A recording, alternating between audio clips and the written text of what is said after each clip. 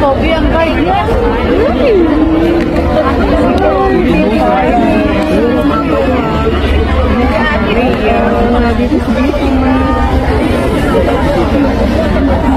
Tatayo, lulungan lang.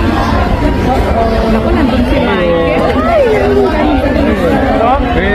Pupunta dito. Dito nga ako sa dito na. Dito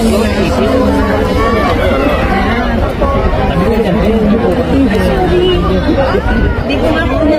Umuto na nga lang. Ay, ang gwapo ng bodyguard niya. Ay, sorry. Ito yun.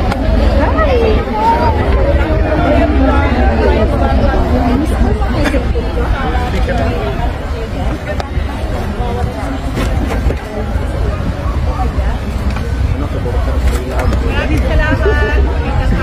Magandang hapon. Mga kababayan, assalamualaikum warahmatullahi wabarakatuh. Madayaw, maayong adlaw kaninyong lahat. Isang araw sa inyong lahat.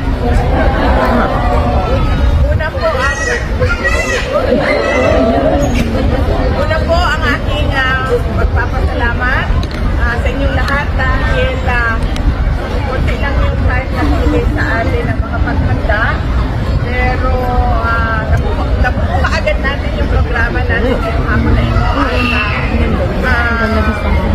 Naimbita ka agad namin kayo kahit short notice. Salamat sa inyo. Hindi nyo naman iniwanan mga trabaho ninyo, di ba? Kami iniwan. Understand lang. Asyo naman eh. Ako ang pagpapasalamat ko sa mga organizers. Tinawagan namin sila kaninang umaga. Sila kung biyahe ako kaninang umaga. Sabi ko, meron kami 4 na oras sa France, sa Paris. May 4 na oras kami sa Paris. Baka gusto ng mga malapit sa Paris ng mga nakatira o nagtatrabaho sa Paris na mag-ikot para personal nilang marinig yung pagpapasalamat. Thank you sa ating mga organizers. Last year na lang yung kapahin nyo. Maraming salamat. Sa pagsasama natin yung pangalawa, ang pagpapasalamat ko sa inyo. Ito nga, short notice. Yung iba nag-underside. Yung iba nag-absent na. At yung iba nagmamadali na pumunta dito. Maraming salamat sa oras na lang ninyo. Dahil araw-araw pinigay ito sa atin. Pangatlong pagpapasalamat ko natin lahat sa Diyos. Dahil binigyan na tayo ng magandang weather. Binigyan na tayo ng araw na ito para magsama-sama pa rin natin bayan. At ang susunod na pagpapasalamat ay tula sa akin.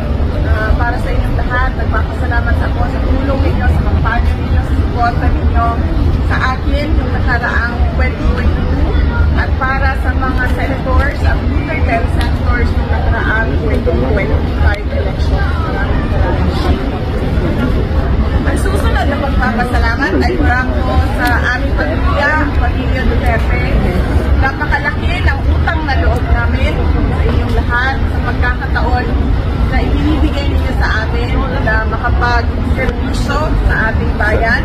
Kung kayo ang ang utang ang kabubot ko sa inyong tanan, sa hidayon nga ginahatag ninyo kanamo na makaservisyo sa ato ang nasod. At kami ay taus-pusong, ang pamilya Duterte ay taus-pusong nagpapasalamat sa inyong suporta. Ang susunod na pagpapasalamat ay mula po kay dating Pangulong Rodrigo Duterte. Alam niya po ang mga rally ninyo sa Paris, alam niya po ang mga pagdarasal ninyo, alam niya ang pagbisita ninyo sa Spain, at alam niya ang lahat ng mga nangyayari sa mga Filipino communities natin sa buong mundo dahil araw-araw niya ay nakapaging buhay sa kanya dahil 4 times a week ay merong talagang gawin para kay Pangulong Duterte. At alam mo yun, sabi niya lagi, kung pwede lang daw, huwag kayong gumastos, huwag sumama. Yung iyak, huwag mag-stress. Dahil lahat daw yan ay dadaan na iwan na niya sa Diyos kung ano yung mangyayari. Pero sabi niya, nagpapasalamat pa rin ako sa kanilang lahat dahil sa pagdarasal nila, malaking tulong yung pinapakita nilang suporta, pagdarasal nila ating paggalit-gaya para sa inyo.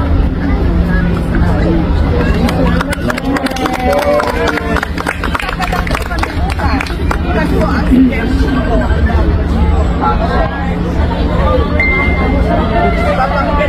Papanggitin ko sa kanya na dito tayo dito.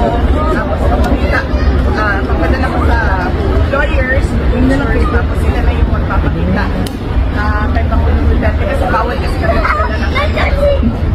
Sabihin ko na nakita tayo lahat dito at subukan kong isa-isa kayong pasalamatan mamaya natin. Pwede maayos lang yung one by one natin mamaya. Mag-tulis tayo para personal yung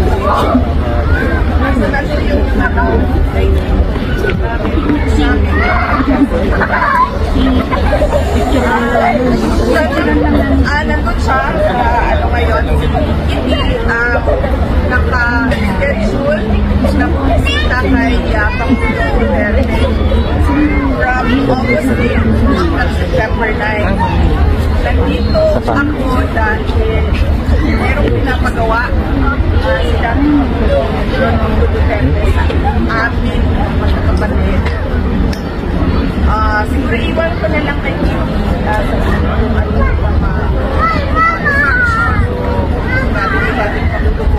kung ano yung kaya kahit na sketch na yun ay nandito ako para okay naman siya, hindi siya mahina, mayat lang siya dahil tumangandahan yung kain niya dahil na Filipino food, no? Hindi niya nakasanayan. Hindi niya comfort food. Yung kinakain niya at serve sa kanya. Wala nga. Wala inunan. Walang pakulo. Tinatanong ko yung guard, sabi ko, kumusta naman ang kain? Nung nakaraan na bumisita ako, tinatanong ko yung guard, kumusta naman yung kain? Sabi naman ng guard, binabantayan nila. Kasi binabantayan din ng doktor yung kain niya at yung bang niya. At sabi nung guarda, minsan naman daw malakas kumain pag talaga siya. Tapos meron din daw talaga mga panahon na wala talaga siya ganang kumain. Palagay ko normal din. Nagpagandang din atin yan. Pero sa kanya kasi, dati Pangulong Duterte, 80 years old na kasi siya. So, yung mga sakit-sakit ng lola natin, ng ating mga lolo, ng ating mga nanay at tatay, kasi na rin niya, masakit. May diabetes siya, may glaucoma siya, may sakit siya. O yan, ay siguro ang tawag dyan, no? Masakit ang tuhod, masakit ang likod, masakit ang shoulders, matigas ang shoulders. Ganun yung mga madalas na nararamdaman niya. Pero, nag-order yung kanyang medical officer na kailangan niya mag-physical therapy. At siya din ay pinipilit ng kanyang medical officer at mga nurses na kailangan maglakad dahil pwede doon ang share kapag wala kang sakit. Dapat talaga sa kanila kahit hindi ka na wala kang sakit, kailangan mo maglakad. Pag kailangan mo tulog, ikaw ay magtungkod.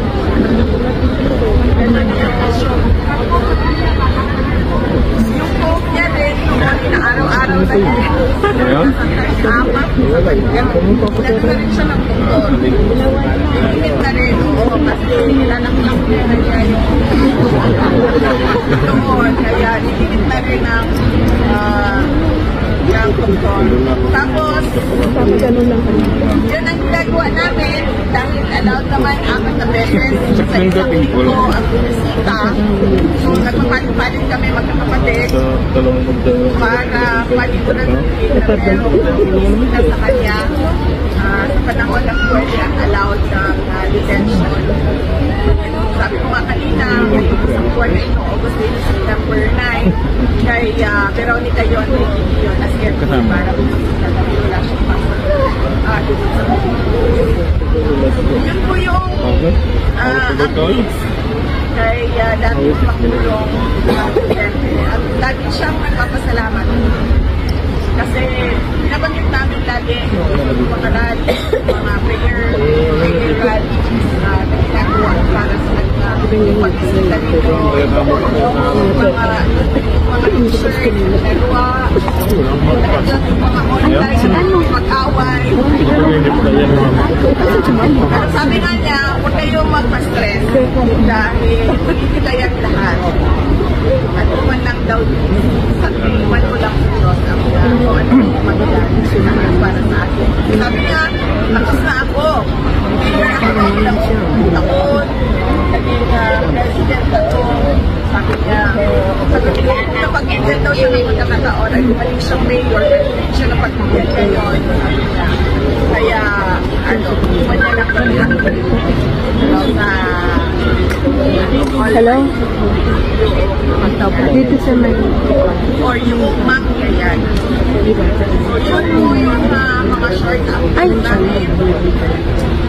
Salamat po sa pagkakataon. Salamat po sa isa.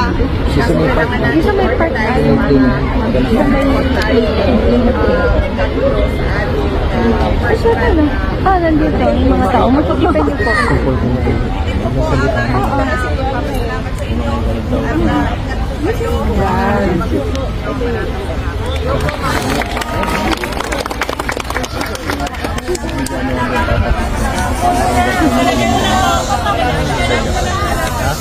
Pero nabuo kaagad natin yung programa natin ngayong hapon na ito at naimbita kaagad namin kayo kahit short notice pumunta kaagad kami dito. Maraming salamat sa inyo. Hindi nyo naman iniwanan mga trabaho ninyo, di ba? Ang iba si Batsibat. Bakasyon. Una po ang undertime lang. Una po ang pagpapasalamat ko sa mga organizers. Tinawagan namin sila kaninang umaga kasi nagpabiyahe ako kanina umaga. Sabi ko, meron kaming 4 na oras sa France, sa Paris. May 4 na oras kami sa Paris. Baka gusto nung mga malapit sa Paris or mga nasa... Ayan na siya. Sige, pisarang.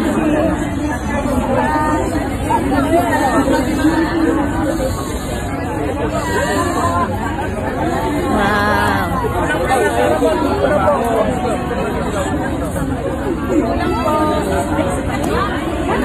Upo kayo. Upo. Hindi po kami aalis. Upo kayo, sir. Upo kayo.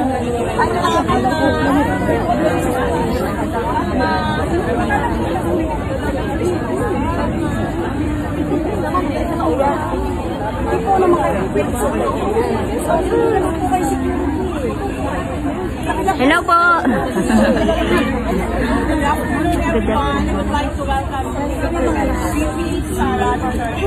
Hello po. Magandang hapon po. Maraming salamat. Magandang hapon. Good afternoon po. Mga kababayan, assalamualaikum warahmatullahi wabarakatuh. Padayaw, maayong adlaw sa inyong tanan. Magandang araw sa inyong lahat. Magandang araw po. Una po ang Una po ang aking magpapasalamat sa inyong lahat dahil konti lang yung time na binigay sa atin na makapaghanda. Pero nabuo kaagad natin yung programa natin ngayong hapon na ito at naimbita kaagad namin kayo kahit short notice pumunta kaagad kami dito. Maraming salamat sa inyo. Hindi Hindi nyo naman iniwanan mga trabaho ninyo, di ba?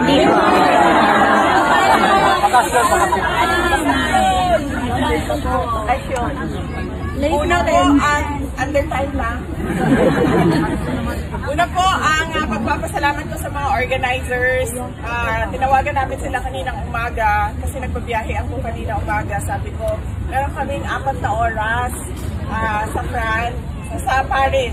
May 4 na oras kami sa Paris.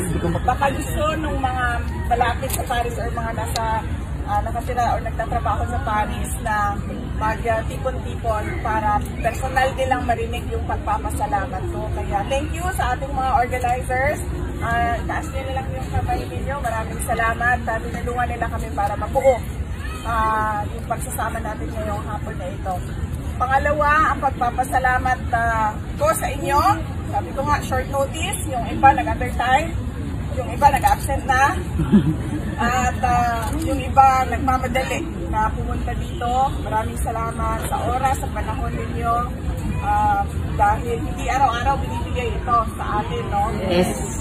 Pangatlong pagpapasalamat ko nating lahat sa Diyos. Dahil binigyan na tayo ng magandang weather, binigyan na tayo ng araw na ito para magsama-sama para sa ating bayan. At ang susunod na pagpapasalamat ay mula sa akin. Para sa inyong lahat, nagpapasalamat ako sa tulong ninyo, sa kampanya ninyo, sa suporta ninyo sa akin nung nakaraang 2022 at para sa mga senators, ang Duterte senators nung nakaraang 2025 elections. Maraming salamat sa inyo. Ang susunod na pagpapasalamat ay mula po sa aming pamilya, ang pamilya Duterte. Napakalaki ng utang na loob namin sa inyong lahat sa pagkakataon na ibinibigay ninyo sa amin na makapag-serbisyo sa ating bayan. Dako kaayo ang amo ang utang nga kapibuton kaninyong tanan. Sa higayon nga ginahatag ninyo kanamo nga makaserbisyo sa ato ang nasod. At kami ay taus-pusong, ang buong pamilya Duterte ay taus-pusong nagpapasalamat sa inyong suporta. Ang susunod na pagpapasalamat ay mula po kay dating Pangulong Rodrigo Duterte. Alam niya po ang mga rally ninyo sa Paris, alam niya po ang mga bandarasal ninyo, alam niya ang pagbisita ninyo sa Hague, at alam niya ang lahat ng mga nangyayari sa mga Filipino communities natin sa buong mundo. Dahil araw-araw yan ikinikwento ng kapatid ko, no, si Kitty.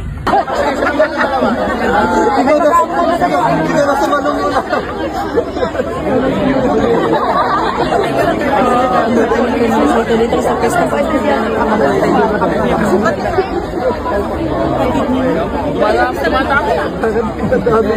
Hindi na babawasan yan. Balik eh.